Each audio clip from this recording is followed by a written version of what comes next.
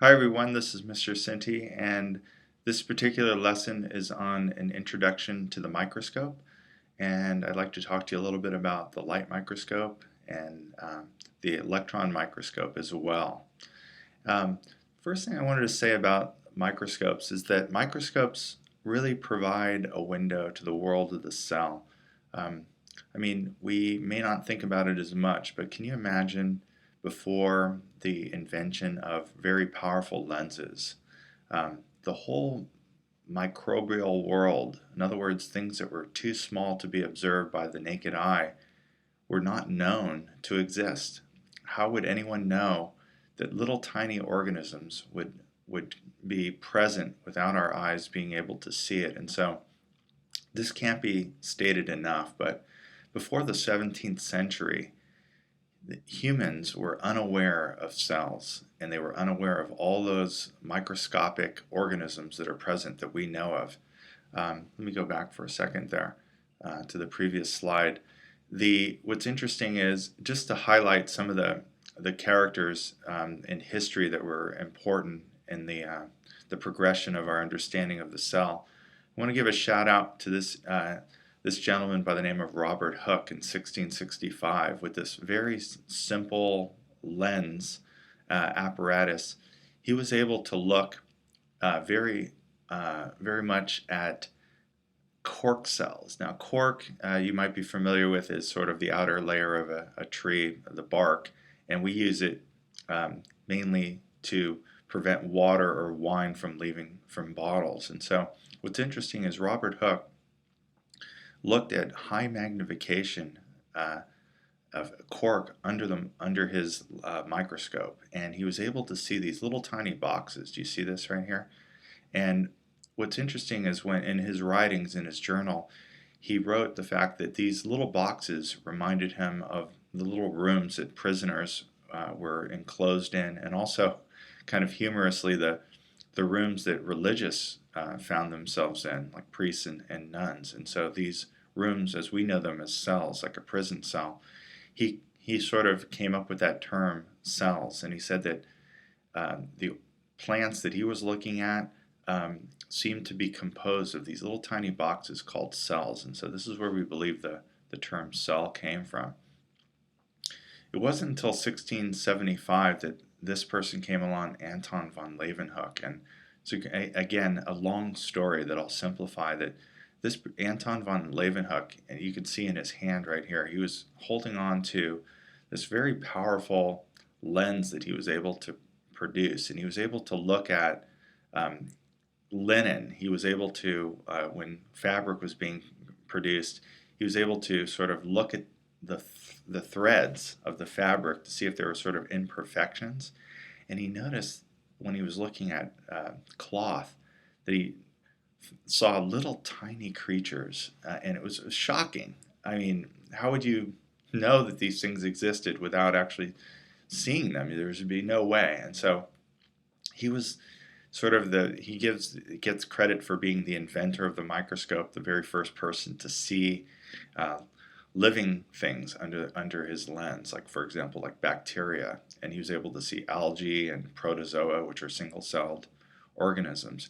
I mean, this was astonishing. I mean, can you imagine? Like, no one in the world knew that these small organisms existed. It was sort of like discovering life on another planet. It was huge. And so, in his journal, he drew many pictures of things that he saw under his primitive lens, and he called the animals like little beasties. I think that's kind of funny. So today, going forward to the present, this is a picture you may recall of our microscope, and it's considered to be a light microscope because one of the things about it is that it has this light source underneath, this halogen bulb. We can turn it on and off below. We can adjust the lighting over here on the side.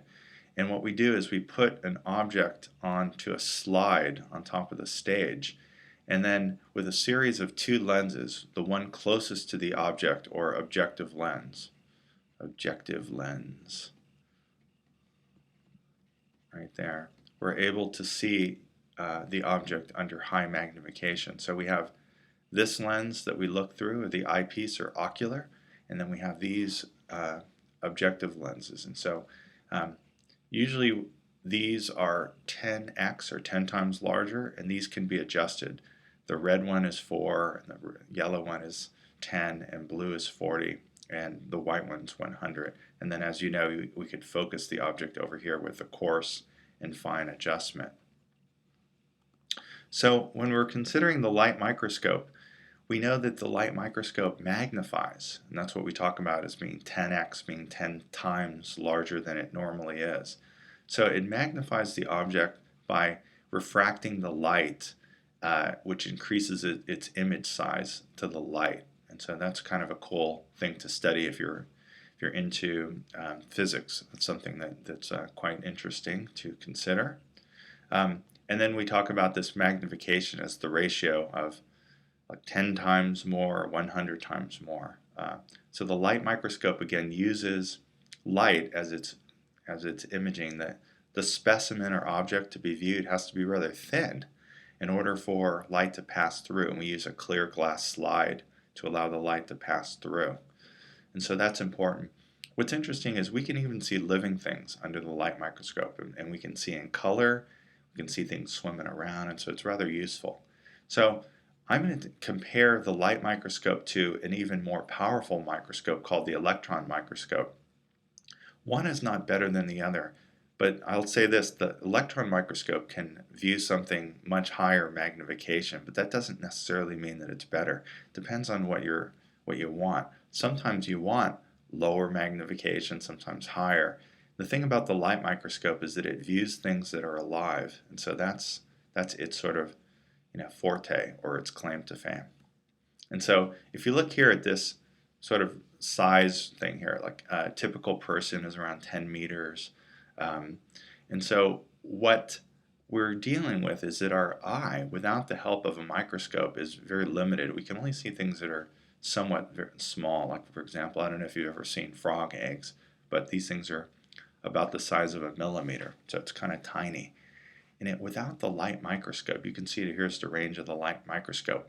All cells would be sort of invisible. We wouldn't know that they exist. And so the thing about the light microscope is that you can see a cell, you can see many cells. It's actually very good to look at tissues, which are groups of cells.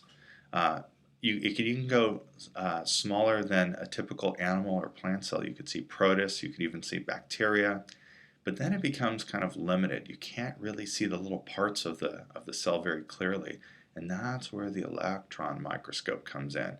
It has powerful magnification, and our knowledge of these little organelles that we're about to study in our cell unit come from the electron microscope. And then even our most powerful microscopes have a difficult time resolving things as small as an atom in size. And so typically the light microscope can magnify things at about 1,000 times. Some of the more powerful light microscopes, we have some of the best light microscopes, but the truth is they can go up even more than 1,000. Ours are 1,000.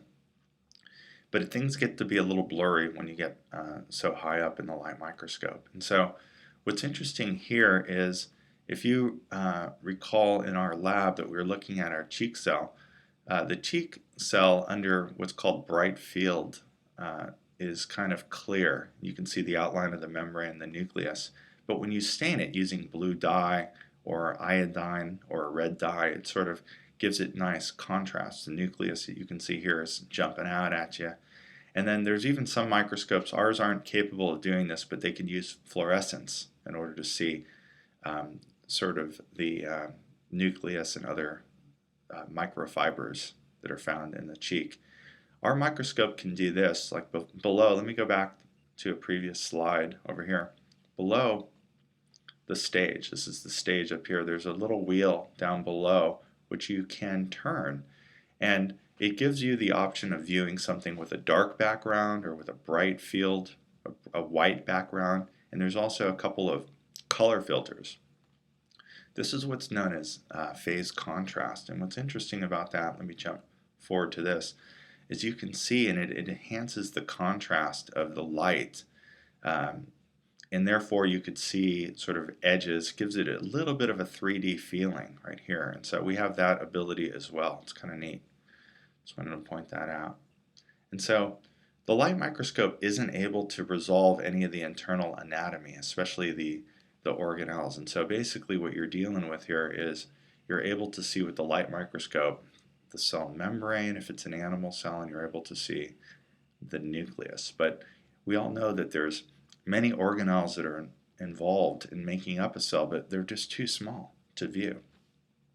Likewise, when you're looking at a plant cell, let me go green on you here, you're looking at the cell wall, and you can see these big structures called chloroplasts, like this. And that's about it. But we know you might be able to see the nucleus. Let me go like that. And what's interesting is there's all these other smaller structures called organelles, or tiny organs, that are present inside cells, but we're not going to be able to see them with the light microscope. And you're like, well, how can we study them? Well, we have another type of microscope called the electron microscope that's going to allow us to check that out. And so in our textbook on our iPad, we'll be able to see pictures of that. We don't own our own electron microscope, but most universities and colleges do, and hospitals have them. And so pictures are taken with digital cameras, and then we can observe them on our textbook to see. And so the electron microscope can see things that are really small. And how is that possible? Instead of using light, they use beams of electrons that reflect off of the specimen, and they're collected in these big tubes. Somewhat complicated, but I'll simplify it. There's two kinds of electron microscopes that I want us to consider. One's called the transmission electron microscope. It's one of the most powerful. And so what it's capable of doing is actually peering into the cell. Let me sort of highlight the outline of this cell here so you can see it. Here's a typical cell, sort of looks like a brick, like there. And so the transmission electron microscope allows you the internal structure of the cell. So you'll be able to see all of the organelles. This is, if you recall this somewhere in your past, this is protein hair-like extensions from the cell called cilia. Let me just write that out, cilia. And these proteins help a cell to move things. And in this case, this is a picture of some cells in our lung. And what happens here is this particular cell, change the color on you here, this cell is called a goblet cell, and sort of like a wine goblet. Let me make it ridiculous, like this. And it contains mucus, and this mucus is released into our lung, and it captures dust, and then the cilia are able to get the dust to sort of travel out of our lung, so it keeps our lung clean. So getting back to the electron microscope, this transmission one is able to look inside the cell. This is a close-up of the nucleus. You can see here, this is not the cell, so this is just the nucleus. This darkened area, we'll be discussing this in detail in a future video, but these dark regions are called the nucleolus or nucleolus. These structures over here are called mitochondria. These sort of dotted structures over here is the rough endoplasmic reticulum. None of this is visible with our light microscope, but with the transmission electron microscope, you can go right into the cell and check this stuff out. It's really awesome. This is a picture of what the transmission electron microscope looks like. It's rather large. It has this tunnel, and there's beams of electrons that are shown. And so the person viewing it could either look underneath the eyepieces, or it could be shown up onto a screen. Look at the magnification here, 17,000 times larger. So here's a close-up of the nucleus here. So inside the cell. So the second type of electron microscope is something called the scanning electron microscope. And this one, the scanning one, is useful for looking at the surface. This is the same cell that we were looking at earlier. Notice the cilia on the outside sort of looks like carpet, but it gives the person who's viewing this a 3D perspective, and it only looks at the surface of whatever you're looking at. And so this is a pro point, and it could be a con, depends on what you want. It's obviously not going to be able to look inside, but it's sometimes important to get a sense of what something looks like just from the outside. The ability to look at something under such high magnification has a sort of a something that's not so good. And so the organism has to be dead in order to observe it, and it has to be extremely thin, and in some cases it has to be covered with a metal in order for the electrons to sort of refract off of that structure to be able to be viewed inside the machine. And so these are techniques like if you were going to prepare a specimen to be viewed under the electron microscope, oftentimes there's a whole course that you need to take and to learn how to prepare it. Let's go on here. Again, scanning electron microscope is seeing things on the surface in 3D. I like this picture. This is kind of cool. I don't know if you recognize it. This is a picture of blood. And these are red blood cells here that sort of look like little pillows. And these are white blood cells, and these little tiny guys are platelets. Those help the blood to clot. And the red blood cells carry oxygen. The white blood cells, of course, fight off disease. It's a beautiful picture of blood under the scanning electron microscope. How do I know that? Because it's 3D and we're looking at just the surface of the cells. Here's another close-up of a white blood cell right here. And so microscopes in general can reveal organelles, these electron ones, and especially the transmission one, but the cells have to be dead in order to see that. Unlike the light microscope, there is high resolution, but you can't study living things swimming around. So microscopes, as you can imagine, are one of the most important instruments in cell biology, or cytology, the study of cells. And so without them, we would be basically blind. And so a cell biologist uses her knowledge of biochemistry to figure out what the cell's doing, and also microscopes to sort of figure out what the cells look like. And just to sort of contrast a few things here, let me try to show you this video image here that I pulled up on YouTube, and I'll hope to animate it. Here's a cell that you can see here, and this is obviously, or not, but obviously under the light microscope, because you can see it in color.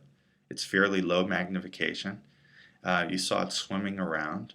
Here's something called paramecium, and this single-celled organism is moving because it has these hairs on the outside of its cell membrane. Here's a close-up of it. It swims so fast that normally you wouldn't be able to see these things, but it's filmed with this special sort of gooey substance which they don't like to be able to swim in. And so you could see the cells, the one cell here moving around with its cilia. So this isn't something that you would be able to do with a transmission electron microscope or the scanning electron. Here's a little single-celled organism that is using its cilia to move water around, and this is how it feeds. It's able to eat little algae and bacteria. This guy, called stentor, is also using cilia to move current around, and so it's able to, this looks like algae, it's able to develop like sort of like a little current right here, and the algae is able to either go in and it eats certain things, and it's selective. Apparently it doesn't like that big thing, but it's able to eat other things and goes inside of its body over here. And so what's fascinating is the light microscope sees things in color, it sees living things. It's rather cool to look at feeding. And then here's some of those cells that I was mentioning before in our lungs. Not a lot of our cells in our body have cilia. Our cells aren't going anywhere, but our lung cells do have cilia, because as I was mentioning before, they move along mucus that traps dust particles and it helps our lungs to stay nice and clean. And so getting back over to our slideshow, I just wanted to say in conclusion to this, microscopes and both light and electron are critical when studying cellular biology.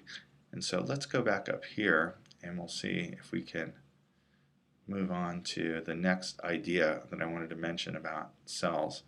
And what I wanted to say about cells in general now are that cells can be broken up into two main classification schemes. These terms may seem foreign to you, but in fact they'll be common after we use them a lot. Cells can be broken up. So in other words, when I say cells can be broken up, I'll say something like in general, whoops, let's say that cells here, I'm sorry, let me go back here. Sorry about that. Let's go here and say that cells, right here, big category, all cells, can be broken up or classified under two types. And the two types are called prokaryote and eukaryote. And that simply means that a cell, let's go eukaryote first. If you're a eukaryotic cell, you're a cell that possesses a nucleus. So it sort of translates to having a carrot or having a seed, having a nucleus. So of course, our cells are eukaryotic cells, animal. Plant cells are eukaryotic, fungi cells are eukaryotic, protists, single-celled organisms are eukaryotic. You're like, well, gee, everything's eukaryotic. Actually, prokaryotic cells are very small, and they do not possess a nucleus. And these, the most representative organisms are bacteria. They're very simple. They don't possess a nucleus. And in fact, the numbers of prokaryotic organisms on the world vastly outnumbers eukaryotic cells. So they're simple, they don't possess a nucleus. So I just wanted to point that out. And so what else can we say about this? Well, all cells are surrounded, as you know from our previous discussions, a plasma membrane. So every living thing has a plasma membrane. All cells have this, whether or not you're pro or eukaryotic. All cells possess a liquid inside of that cell membrane. So if I were to illustrate this and say, okay, here's a typical cell. Okay, there it is. So what have I drawn? I've drawn the cell membrane or plasma membrane. And then this fluid, let's go yellow here. This fluid is called the cell plasm or the liquid. So all cells have this liquid inside of them called cytoplasm, as opposed to the outside of the cell, liquid as well. Okay, so we have those two terms to consider. And then lastly, all cells possess these little tiny structures, little tiny organelles called ribosomes. And they're the most numerous organelle, and they're the tiniest of all organelles, and they look like little tiny black dots, like pepper. This is very large amplification of them. You would not be able to see this with a light microscope. If you're following our previous conversation, you'll know that this is obviously a picture from an electron microscope. One of the things about an electron microscope is that it only takes pictures in black and white, so this is enhanced by something like Photoshop with background orange. These little tiny black structures are called ribosomes, and they're the site of protein synthesis. And so this is where proteins are made. If you recall that conversation, we'll be looking at this in more detail. Amino acids are found in the cell cytoplasm that come from food that we eat, and then they're assembled on ribosomes to make proteins. And so ribosomes are where proteins are made. That's rather important if you consider that's what cells mainly do. Here's a close-up of the cell membrane. This is, again, look at this, a transmission electron. Do you notice how it's identified by the type of microscope? Transmission electron microscope of a red blood cell. So these two black lines that you can see right here correspond to the heads of the phospholipid bilayer. Those are the hydrophilic portion, if you recall. And then these big purple things are proteins that are embedded that act as tunnels, hydrophilic tunnels, providing facilitated diffusion to occur. And then on the outside of cells, although you're not able to see that, there's little tiny sugars or oligosaccharides which function as identification of cells. This is a transmission electron micrograph of a nucleus. Notice it's very prominent. It's the big difference between a prokaryote and a eukaryote. And so you could see this cell and you're like, what is it? Is it prokaryotic or eukaryotic? And it would be eukaryotic because it has a nucleus. And so what's in the nucleus? DNA mainly, but there's also some RNA, we'll talk about these things, and some protein. And it's separate from the cytoplasm because it has its own membrane. the nucleus membrane, or sometimes called the nuclear membrane or nuclear envelope. A prokaryotic cell would be an example of bacteria, as I mentioned before. Now this is a really interesting blow-up. It's transmission electron microscope. So you're able to look inside. You're like, what is this? So it looks a little busy, but it's not so much. Some bacteria have flagella, which are these long protein extensions, sort of like cilia, that help a bacteria move around.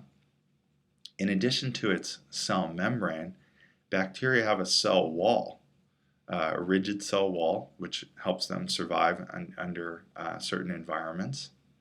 And some bacteria have something called a capsule on the outside, sort of made up of sugar, which makes them particularly dangerous. We'll talk about this later, because they're slippery, sort of like a vitamin that's coated, or aspirin that's coated with sugars to help it swallow a little bit easier. And then some bacteria have these straw-like extensions. These are not cilia. These are things called pili, which allow DNA to actually pass through for some genetic recombination, pili. And then this sort of purple threaded material is the DNA. Notice there's no nuclear membrane that surrounds it. And then, of course, these little dots are ribosomes. And then this is the cytoplasm over here. So it's very simple. Bacteria don't possess any of the organelles that we're going to be studying other than ribosomes.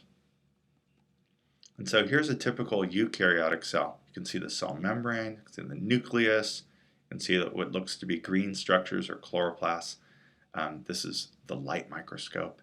And then this is a diagram of all of these organelles that are inside. You would need a transmission microscope to see this, but this is something called the cytoskeleton. This is the rough endoplasmic reticulum, the mitochondria. And so the point of this being is a eukaryotic cell has all of these other organelles.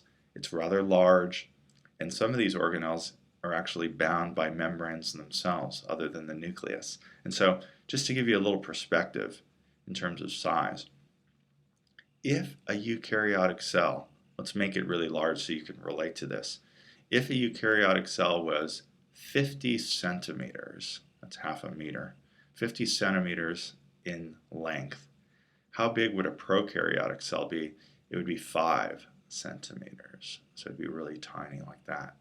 And so it doesn't make sense that a prokaryote would have a nucleus because it's smaller than the nucleus. It doesn't make sense that a prokaryotic cell has membrane-bound organelles because it's about the size of a membrane-bound, meaning membrane-surrounded organelle. So they're very small, but small doesn't mean that they're inefficient. It means that they're actually very capable of things. And so here's a prokaryotic cell. Here's a typical eukaryotic cell, much larger. These are small.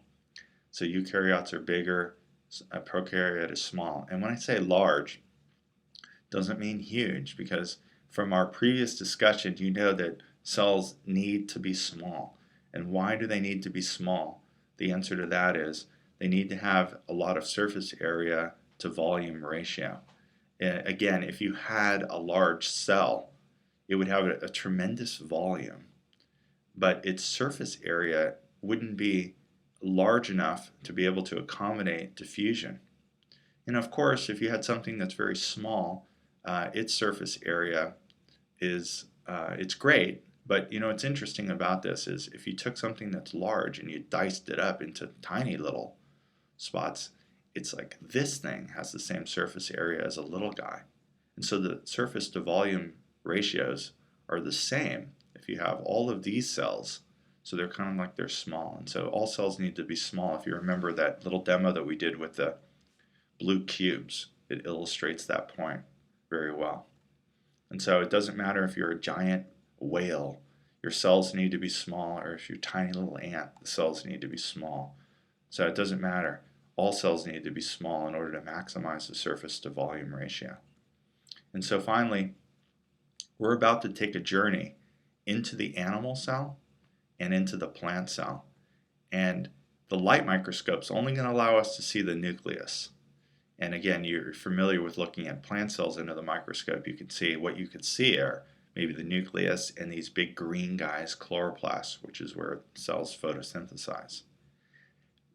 So we're going to look at these organelles and what they do, so their structure and their function, but we're going to need the electron microscope pictures to see that in order to discuss it. So I hope you enjoyed that lesson on microscopes and the beginning of the cell. Both of these are eukaryotic cells.